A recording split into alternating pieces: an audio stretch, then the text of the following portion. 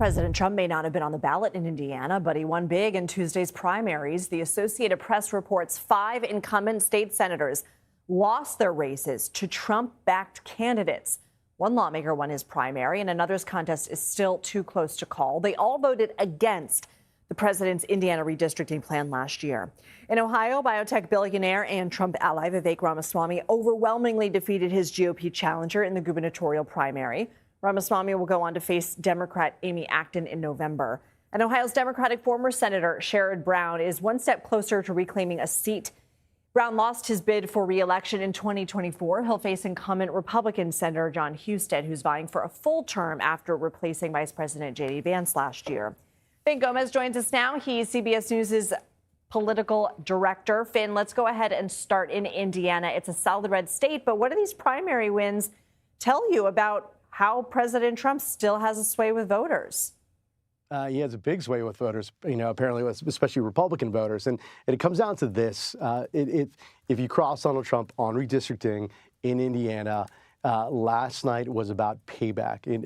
Let's take a step back here. If you recall, back in December, 21 Republican state senators broke ranks and basically shot down the president's plan to redraw Indiana's congressional map to get more Republican favorable districts, and it would have wiped out at least 2 of the Democratic House seats currently in that map. As you know, the president was irate.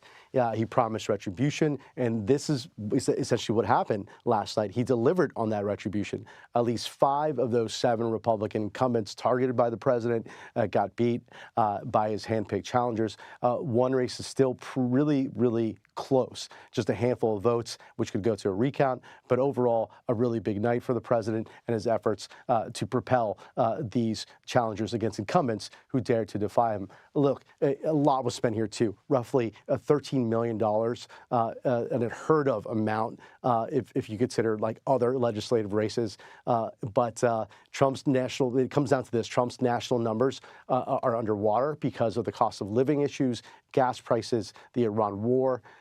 Voters largely are cooling on him if you look at these latest polls.